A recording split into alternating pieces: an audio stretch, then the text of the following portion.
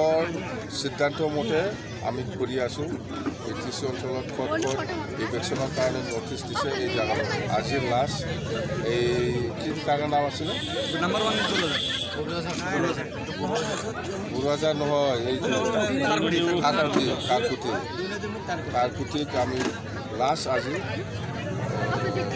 তলৰ সিদ্ধান্ত হিচাপে আমি কৰিছোঁ তো একপক্ষীয়ভাৱে আমি এই নটিছ দিয়াটো আমি দেখিবলৈ পাইছে আমাৰ কাৰণে খুব দুৰ্ভাগ্যজনক আৰু আমি এইটো কেতিয়াও হ'ব নিদিওঁ আমি সদায় আছোঁ কোনোবা আদিবাসী হওক বেংগলী হওক বা মুছলিম হওক বা বেংগলীও হওক সদায় আমি আছোঁ বিশেষ দলে চব জাতিৰ লগত আছোঁ মুঠতে আমি এই যিটো ইলেকশ্যন কৰিব বিচাৰিছে সেইটো আমি বিৰোধিতা কৰিছোঁ আমি কেতিয়াও এইটো সহ্য কৰিব নোৱাৰিম আৰু আজিৰ দিনত যিটো আমি দেখিবলৈ পাইছোঁ অকল মুছলিমৰ ওপৰত অত্যাচাৰ সেইটো কিবা এটা পলিটিকেল কনস্পিৰেচি আছে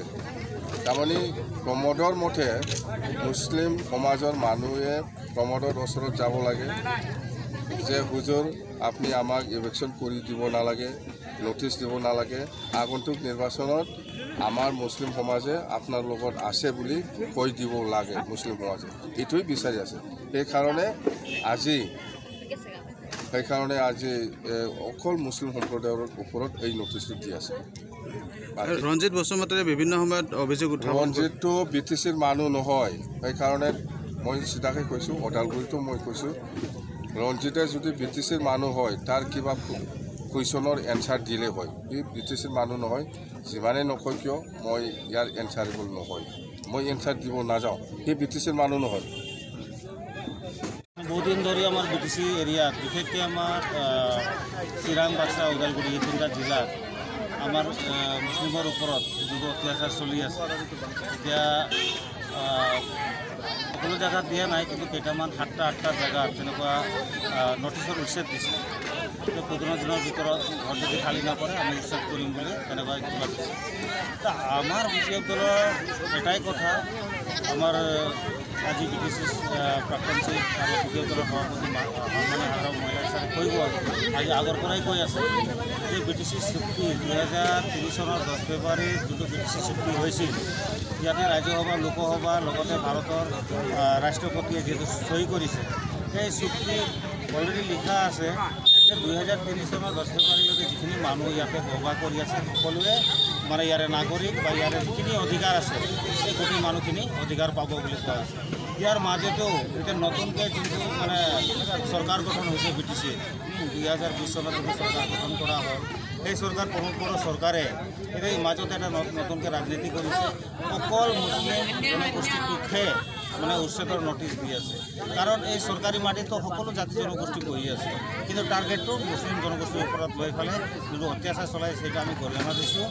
আৰু এইটোতো কোনোদিনা নহ'ব কাৰণ চুক্তি এটা ভাৰত চৰকাৰে আৰু অসম চৰকাৰে যিটো চুক্তি কৰিছে সেইটোকে আমি সন্মান দি আছোঁ আৰু তেওঁলোকে এইটোকে সন্মান দিয়ক বুলি মই আহ্বান জনাওঁ আৰু বিভিন্ন ধৰণৰ এতিয়া BTCৰ ৰঞ্জিত বসুমতাৰী কিছুমান ডকুমেণ্টছ লৈ পেলাই কৈ আছে হয় যোনটো 2012 চনৰ প্ৰদ্যুৎ বৰাই যোনটো মানে RTI কৰিছিলে যে অসমৰ ভিতৰত যিখিনি ট্ৰাইবেল বেল্ট এণ্ড ব্লকৰ যিখিনি মাটি আছে জনজাতিৰ মাটিটো অজনজাতিৰ লোকসকলে দখল কৰি আছে এইগিলাক মানে তথ্য সহকাৰে তেওঁ মানে বস্তুটো RTI কৰি লৈ পেলাই ইয়াক অসম চৰকাৰক গতাই দিছে যে এইগিলা বস্তু চিজিল কৰিব লাগে বা বেলেগ জাতিকেইটাক ইয়াত উচ্ছেদ কৰিব লাগে 2019 চনত সেই কাগজটো আমাৰ BTC গভৰ্ণমেণ্টৰ তাত আহিছিলে যে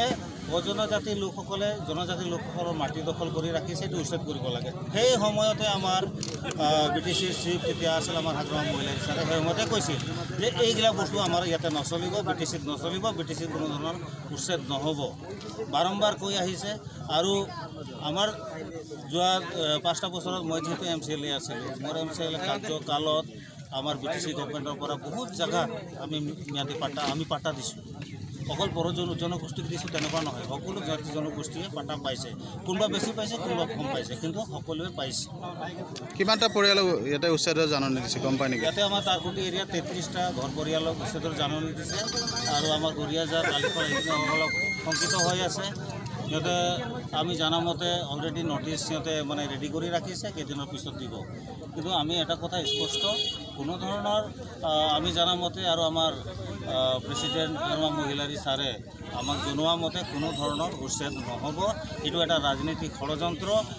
লোকসভা নিৰ্বাচন আহি আছে, এই লোকসভা নিৰ্বাচনত ভোট সংগ্ৰহ কৰাৰ এটা পলিচি, সেইটোহে আমি বুজি পাইছোঁ বৰ্তমানলৈকে।